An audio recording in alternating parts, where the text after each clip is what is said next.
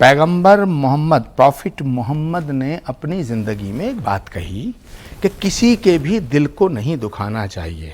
देखना, बड़ी बात कह रहा हूं मैं।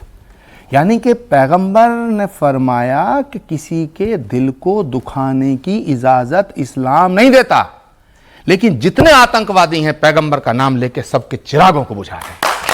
What is this? अरे भाई, जब इस्लाम किसी के दिल को दुखाने की इजाजत नहीं देता तो इस्लाम किसी के घर के चिराग को बुझाने की इजाजत कैसे देता है? ये क्या सवाल, क्या मामला है ये? आप कहते हैं किसी के दिल को दुखाने की इजाजत इस्लाम नहीं देता, तो फिर ये कौन लोग हैं? नाराए तकबीर लगा के सर तन से जुदा कर देते हैं। ऐसे ही तिलक लगा करके, कलाबा बांध करके, जनेऊ धारण करके हिंदुओं को बेवकूफ बनाने का काम पिछले 60 सालों से चल रहा है।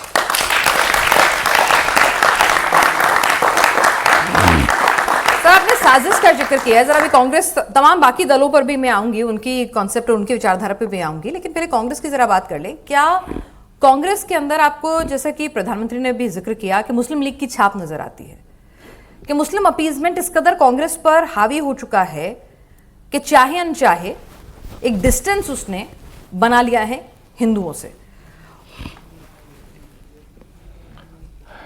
शास्त्रों में एक सूत्र आता है, प्रत्यक्षम किम प्रमाणम। उसका अर्थ होता है प्रत्यक्ष को प्रमाण की आवश्यकता नहीं होती है ना?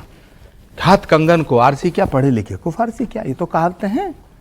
तो जो दिखाई दे रहा है उसमें सवाल जो बार बार आप पूछे जा रही हैं कि क्या कांग्रेस ने, क्या कांग्रेस ने, क्या कांग्रेस, मुझे लगता है आप कांग्रेस को जिंदा देखना चाहती हैं क्या? मैं इस समय एक मजबूत विपक्ष तो जरूर चाहती हूँ। ओ, तो सीधा पहले ही कह देते। बहुत अच्छी बात कही आपने और ईमानदारी से कही। आप चाहती हैं कि एक अच्छा विपक्ष हो जिससे डेमोक्रेसी की एक जो उसका जो सौंदर्य है, उसकी जो खूबसूरती है वो और अच्छी हो, क्योंकि एक अच्छा विपक्ष होगा, एक सच्चा विपक्ष होगा, एक ताकतवर विपक्ष होगा, एक सशक्त विपक्ष होगा, तो जनता की आवाज़ संसद के अंदर उठेगी। लेकिन माफ़ करना, अगर आप इस कांग्रेस को ताकत देना चाहती हैं तो 2039 तक भूल जाइए। क्योंकि ये बात मैं क्यों कह रहा हूं? मैं इसलिए कह रहा हूं ये बात, और आप सोचोगे कि 2039 गलती से कह गया आचार्य प्रमोद कृष्णम, मैं जान के कह रहा हूं। अभी 2029 आएगा, लेकिन उसके 10 साल बाद 2039 आएगा। वो इसलिए कि भारत की जनता, इसे कान खोल के सुनिए सब, भारत की जनता भूखे पेट रहना पसंद कर सकती है, लेकिन भारत विरोधियों के हाथ में सत्ता देना पसंद नहीं कर सकती।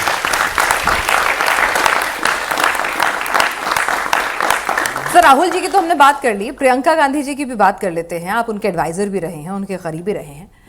अभी केरल की सरकार बनने का मौका मिला कांग्रेस को, आखिरकार कहीं तो बचे रह गए हैं वो। तो केरल में मुख्यमंत्री चुनना था, राहुल जी की पसंद तो दुनिया जानती है कौन है, लेकिन वो शख्स मुख्यमंत्री की कुर्सी पर नहीं बैठ पाया। उसके लिए मजबूरी आ गई कि भाई IUML का सपोर्ट जरूरी है, और कांग्रेस ने उसकी बात मानी। और कहते हैं कि इसमें तो प्रियंका गांधी का भी रोल था। उन्होंने कहा भाई वायनाड से अगर मुझे जीतना है तो 5 लाख वोटर तो भाई मुस्लिम हैं, तो जरा उनकी बात को तवज्जो दी जाए।